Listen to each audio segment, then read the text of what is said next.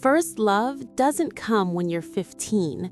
It comes when you stop breathing from someone's gaze for the first time, when you forget your own name, when the world splits into before and after. I was 25, he was 45, and I had no idea what it meant to love until I met him. I spilled coffee on his shirt the very first day. White shirt, hot Americano, my trembling hand because I was late for the interview, because I was nervous, because I shouldn't have been in that office at all. Damn, I'm sorry. I grabbed napkins, started helplessly dabbing at his chest, realized what I was doing, and jumped back as if stung.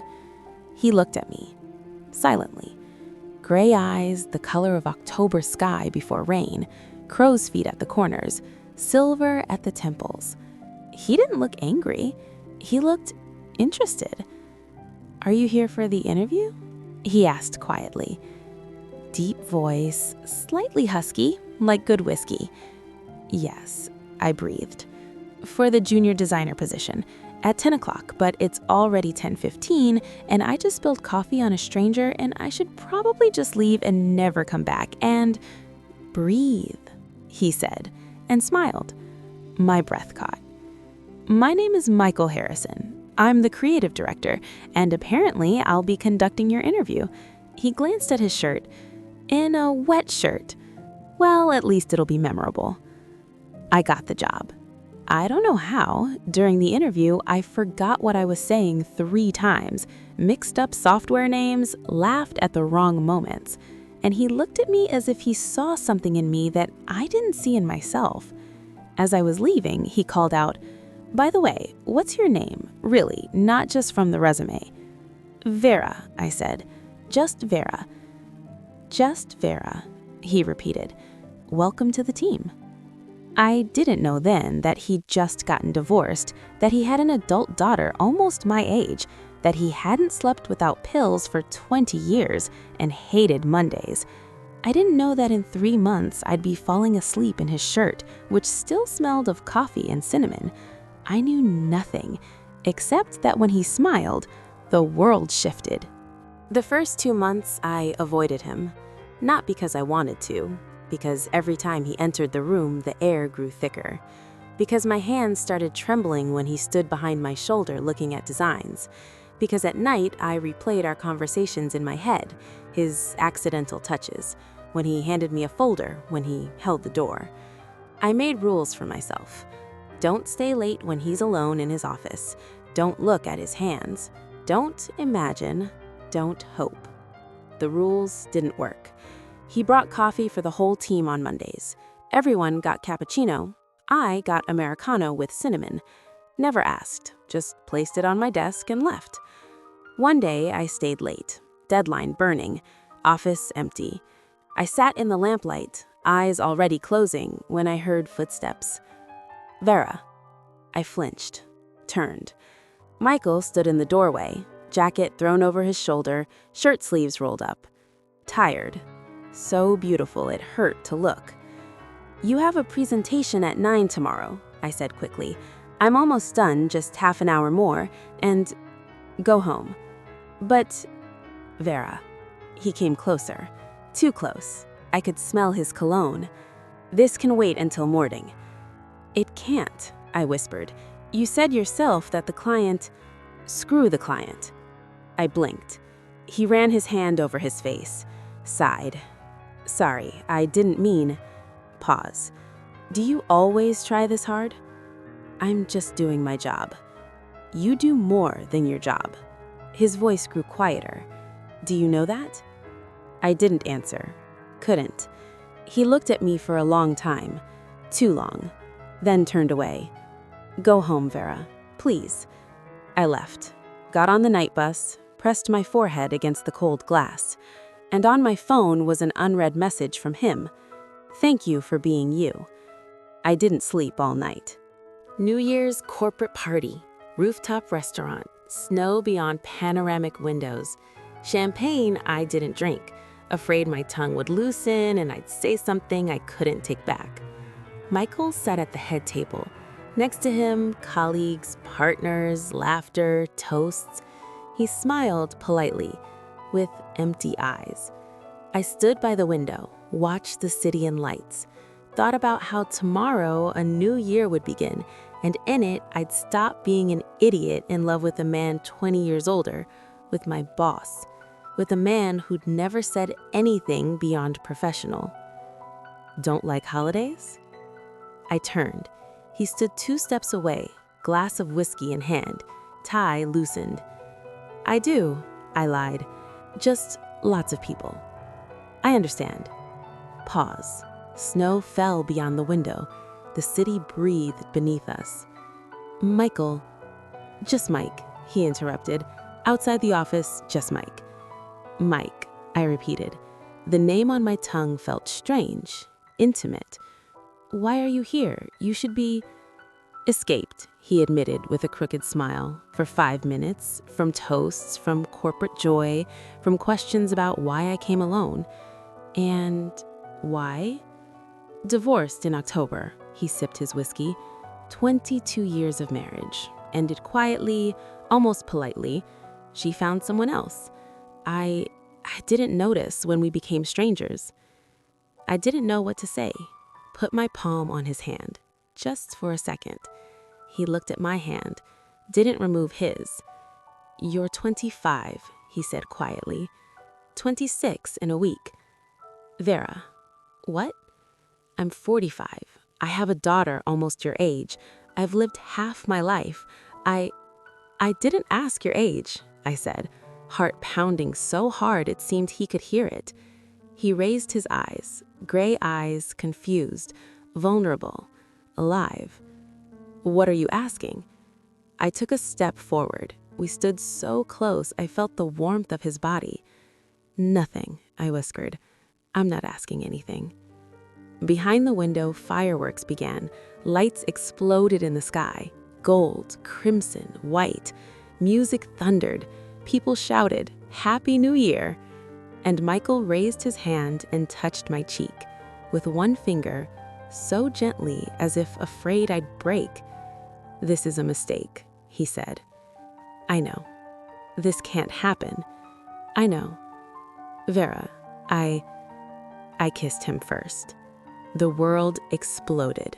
We hid, like teenagers, like thieves stealing what didn't belong to them. He picked me up 2 blocks from my house. We drove to the other side of the city where no one knew us. Cafes with dim lighting, movie theaters where we didn't watch the film. His car in empty parking lots where we talked until dawn.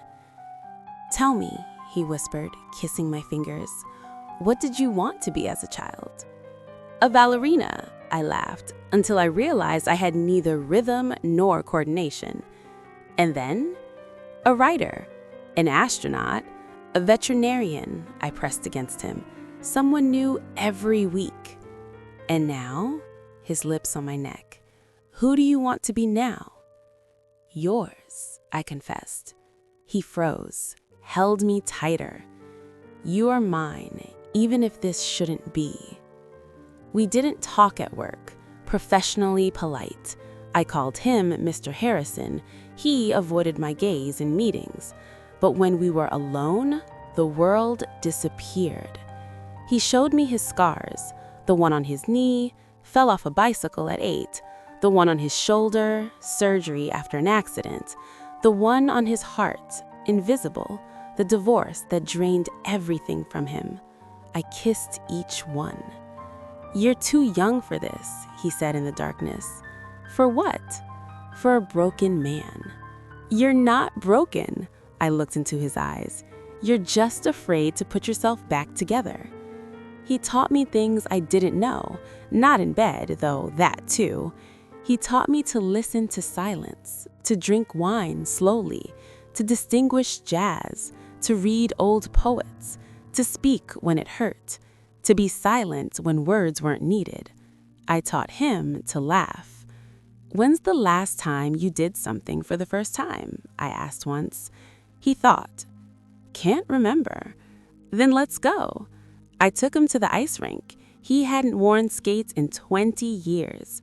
fell, cursed, grabbed the rail. I laughed so hard I couldn't breathe. And then he found his balance, skated to me, and kissed me right in the middle of the rink, in front of everyone. "You know what I'm doing for the first time?" he whispered. "What?" "Not thinking about tomorrow." 3 months, stolen, hidden, impossible. And then his daughter found out. Her name was Emma, 23 years old, medical student. I'd seen her photo on Michael's desk, a laughing girl with his eyes. She came to the office on Thursday. I was sitting in the conference room when I heard voices outside. "Dad, we need to talk." "Emma, this isn't the time." "Now," her voice firm, angry. "Who is she?" Silence. "Mom called, said you're dating. Some girl who's," she faltered, "who's 25, Gad, 25. "Emma, she's younger than me. Do you understand how this looks?" "It's none of your business." "None of my business?" Her voice broke. "You left Mom for—" "I didn't leave your mother. We separated long before I met Vera." My name, spoken aloud in this conversation. I shrank in my chair. "Vera," Emma repeated mockingly. "How cute.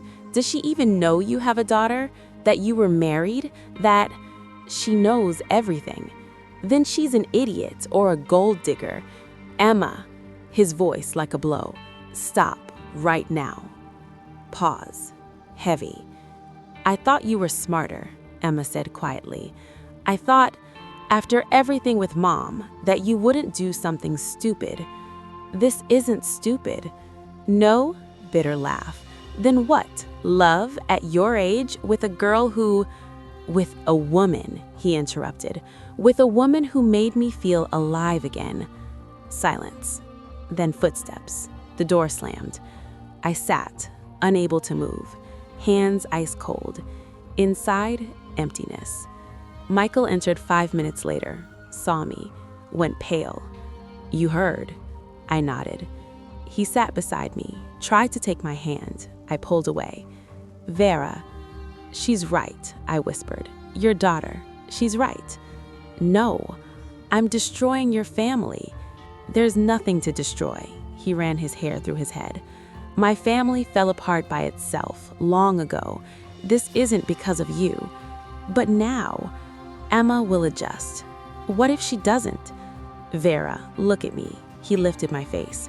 "You're not a mistake. You're not stupidity. You're the best thing that's happened to me in 20 years. "I'm 20 years younger than you," I said, tears burning. People stare, whisper. "Your daughter hates me. Your ex-wife." "I don't care." "But I do." I stood. "I care, Michael, because I love you, and I don't want to be the reason you lose your daughter." He froze. "What did you say?" I closed my eyes. "I love you," I repeated, "and that's why maybe I should leave." "No." He pulled me to him, tight, desperate. "No, Vera, please don't leave. His voice trembled. "I love you too. Do you hear me? I love you so much it scares me." We stood, embracing, in the empty conference room, and outside, rain fell, and the world beyond the glass was blurred and unclear, like our future. We tried. We really tried. Michael talked to Emma, again and again. She didn't listen. Turned off her phone, canceled meetings. His ex-wife filed for alimony reconsideration, bought by Pretty Legs. Wonder how long it'll last. Michael submitted his resignation as creative director. "What are you doing?" I burst into his office. "You can't." "I can." He calmly packed things into a box, and I did. "Because of me?" "Because of us." He looked at me. "As long as I'm your boss, they'll say you're sleeping with the boss for advancement. I won't give them that ammunition." "But this is your job. You built this company for 10 years. And I'll find another." He approached, touched my face. "Vera, I've already lost a lot. My daughter barely speaks to me. My ex-wife wants to leave me penniless. Colleagues look at me like I'm crazy. Pause. But I won't lose you. Understand? Not you. I cried against his chest. Understood he was giving up too much, and feared that one day he'd regret it. Feared he'd wake up and see not the love of his life, but a young girl he'd lost everything for. And at night, he held me and whispered, "Don't leave, please. I can handle anything. Just don't leave." I promised. But promises are easy in the dark, when skin touches skin and the world narrows to two. And in the morning, reality returns. And one morning, I woke up, looked at sleeping Michael, gray hair tousled, lines around his eyes, exhaustion on his face, and thought, what if love isn't enough?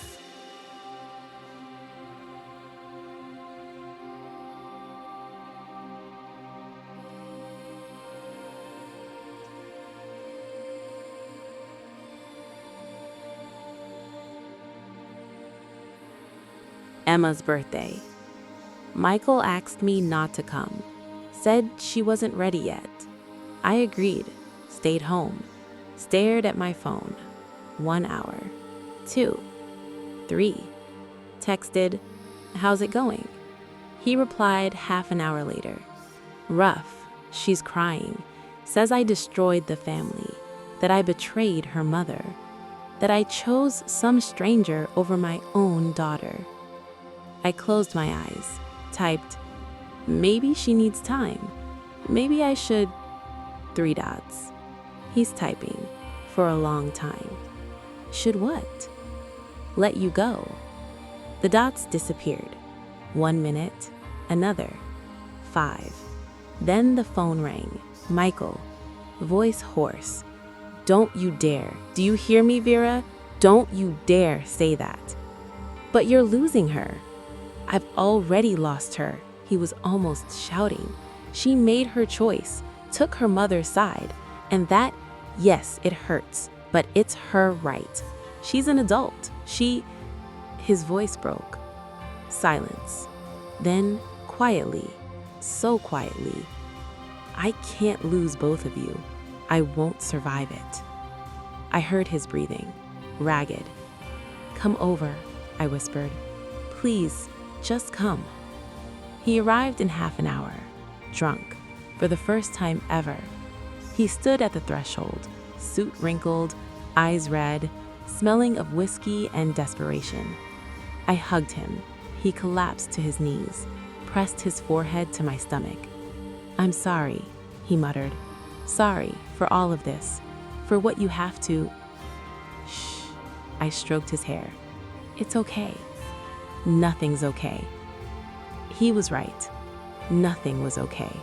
But that night, I held him until he fell asleep, drunk, broken, mine. And I understood. Love isn't butterflies in your stomach, not romance, not perfect dates. Love is holding someone when they're falling apart, even if you're falling apart with them. A year passed. A year of pain, court battles, Emma's silence, whispers behind our backs. Michael found a new job. Less pay, less status, but he came home, to our home, where we moved in together, and smiled. "How was your day?" I'd ask. "Better than yesterday," he'd answer, "because it ends with you." We learned to survive, together. But there were moments when I saw him with a friend his age, talking about things I didn't understand, about 80s music, about the Soviet Union, about first computers, when I felt like a child at an adult table. When we walked down the street and I saw a young couple, laughing, carefree, and thought, they have no baggage, no ex-wives, no children who hate their choices. When a friend invited me to a bachelorette party and asked, "So, how is it, dating a sugar daddy?" She was laughing, joking. I wasn't amused. And then, on an ordinary Tuesday, I found out I was pregnant. Sat in the bathroom, held the test, 2 lines. Michael knocked on the door. "Vera, you gonna be long?" I came out, silently handed him the test. He looked for a long time, then raised his eyes. "This is... yes." He sat on the bed, covered his face with his hands. "Say something," I whispered.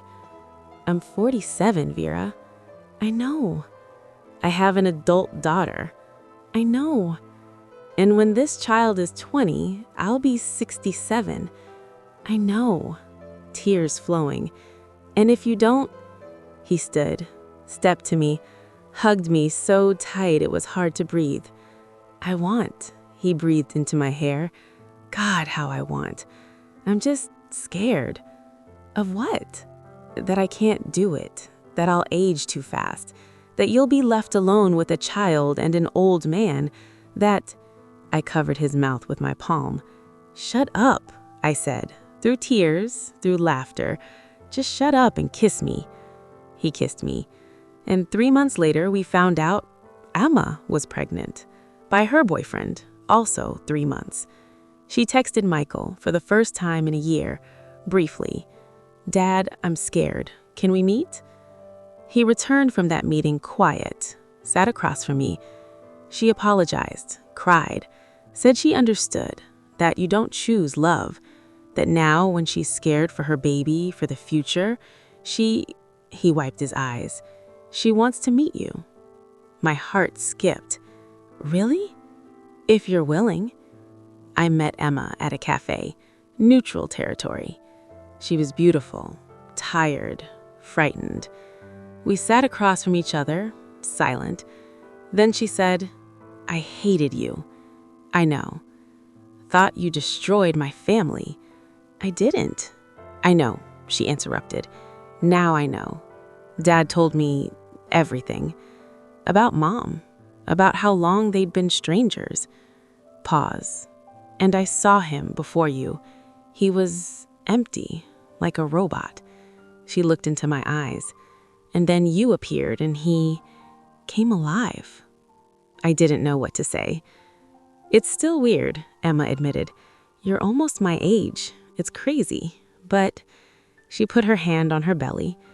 "But now I understand that love isn't logic and that Dad has the right to be happy." Tears burned my eyes. "Thank you," I whispered. She nodded. Then awkwardly, Can I see?" I understood. Put her hand on my belly. We sat like that. 2 pregnant women, almost the same age, connected by one man they both loved. "Our children will be about the same age," Emma said quietly. "Yes." "This is insane." "Yes," I agreed and smiled. Completely. She smiled back. 5 years later.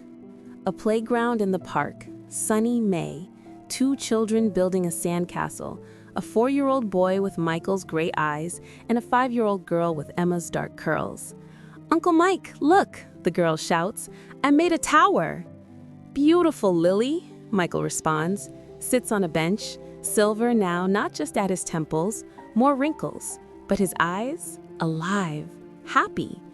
Next to me, Emma, rocking a stroller with her second child, a 3-month-old girl. "How do you do it?" she asks. "What?" "Look like you've slept with a 4-year-old. I laugh. "I don't sleep. I just hide the circles under my eyes well." She laughs too. We became friends, slowly, awkwardly at first, but we did. "You know," she says quietly, "I thought about that day, when I first found out about you. God, I was so angry, so sure you were..." She shakes her head. "I'm sorry." "Emma, we already..." "No, let me say it." She looks at Michael, at our son Matthew, at me.